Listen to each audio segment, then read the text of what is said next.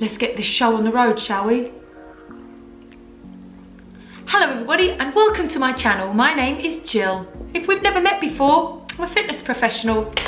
And today it's all about chin-wags. What does that even mean? Well, as a fitness pro, my clients ask me questions, and at the moment, this is an opportunity for you guys to ask me questions, and I can research it and try to give you the best answer that I possibly can. Today's question, wait for it. How do I get rid of bloating? Brilliant. Brilliant. We all get it. I don't care who you are. It can be Kate Moss in her heroin chic days. I bet she still got bloated. And I'm going to tackle it with you today. Let's get started. First and foremost, Peg and I want to say cheers for joining us on our channel. If you haven't subscribed yet, click one of these buttons. I think it's in the corner somewhere, I'm not quite sure where. And also like our little video too. Maybe you want to share it, maybe there's somebody out there that you think would benefit from these little nuggets of wisdom. Okay, so we're going to dive in. Bloating. Oh, it's a bastard. It really is. When you feel like you're going to have a really good day, you put on a pair of jeans and they're just that bit too tight and you're like, why? Why am I bloated today? So I'm going to give you some answers of how it could have happened, what it looks like, and how you can get rid of it. Perfect. Okay, let's tackle the first thing. What does bloating look like? Well, bloating can just look like your stomach is a little bit distended. It can just stick out a little bit more than usual. Now, here's the deal. I'm going to talk to you in plain black and white English now. If you have visceral fat or a little bit of excess tummy fat, then you might not see it. It might be just a feeling that you get. I feel bloated. Some people with very low body fat percentages can see that they are visibly bloated. Their lower part of their stomach is actually sticking out like a little pot belly. But if you have tummy fat, you might not see it that much. Like I said, you might just feel it where normally your clothes would fit, but they're a little bit snugger than usual. You could also feel it. Bloating feels like the sensation of being over full. Pressure in your lower stomach. You might be a bit gassy, and you might just feel a bit like, sluggish and a bit gross. So that's bloating. It looks like a little bit of distension or that feeling of discomfort. If you do feel like you are somebody that has a little bit of extra belly fat and you want to get rid of it, watch this video that's above. And it's all about the muffin top. And a muffin top is just an illusion given to you by clothes. It's all about visceral fat, excess fat cells around the midsection.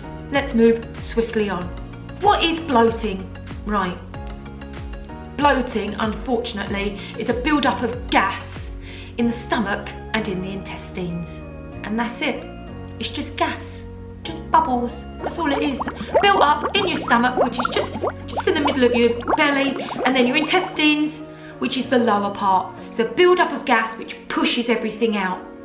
That's bloating. So what gives you bloating? There's a list of things. Get ready. Number one, eating a little bit too much. We've all done it, especially Christmas Day. Yum. Wandering around your nan's kitchen just picking at stuff because she's the best.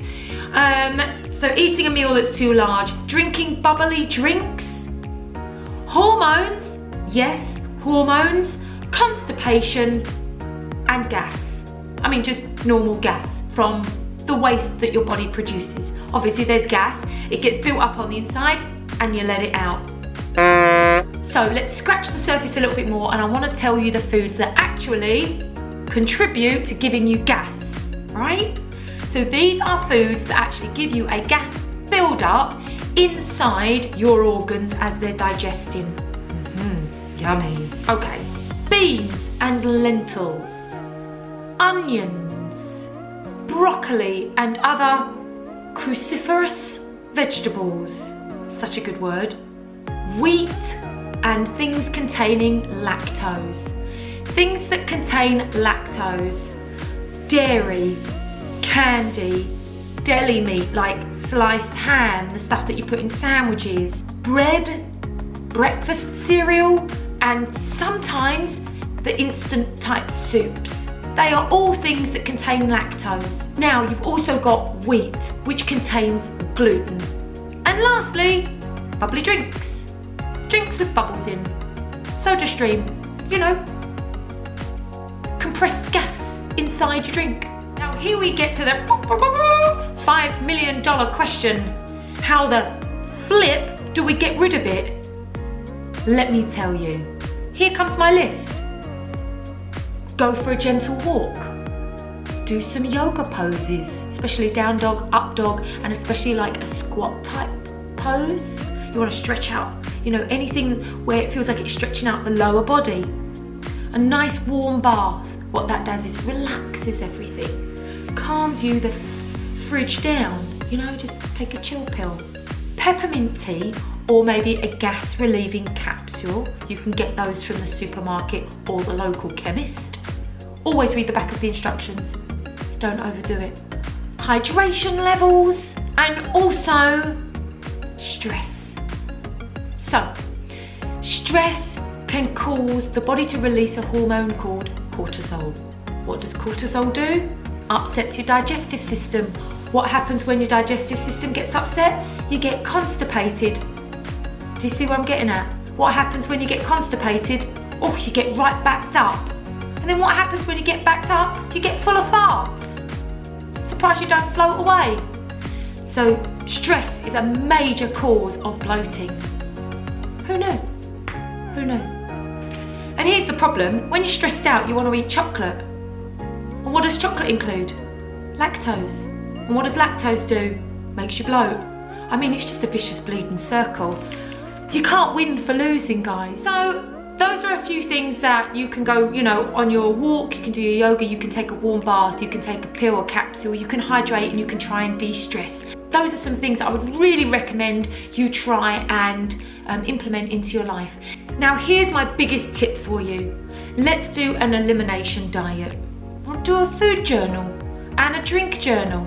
You're going to start removing those things that were on the list, and I've listed them down below, and you're going to start to write down the days where, oh, I feel bloated. Have a look at what you ate, what you drank. You know what? It's the end of the day and I feel really good. Take a look at your food journal. It's about eliminating certain things, kind of working backwards, and then adding stuff back in. Maybe you're gluten intolerant, maybe you're lactose intolerant. We're all stress intolerant, but we all get stressed. So it's really about managing what you put inside your body and really focusing on making mental notes and writing down a little food journal. And then you know what? As boring as it sounds, routine is sometimes key to keeping our body in tip-top condition. It's not about eating whatever you want when you want. Look at, for instance, Peg. She gets the same food for breakfast and for dinner. Sometimes she gets lunch if she's been a good girl. But she eats the same thing and she's regular as clockwork. I mean, she does let off the odd fluff sometimes, but it's rare. And normally that's because I've been too lazy to take her on a long walk, so she's a bit backed up. So those are my tips on bloating, where it comes from, how it feels, and how we can get rid of it. I really hope that helps. And don't forget, hydration and good sleep patterns are pretty much everything. And also make a conscious effort to try and de-stress yourself, whether it's meditation, regular exercise, or just being in control of your daily life, writing stuff down, having a schedule.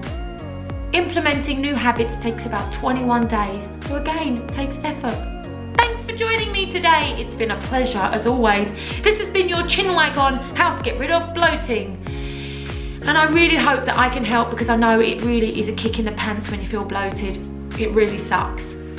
Take care of each other. Don't forget to subscribe and share and like. Become one of our family. My name's Jill and I'll see you again soon. Bye.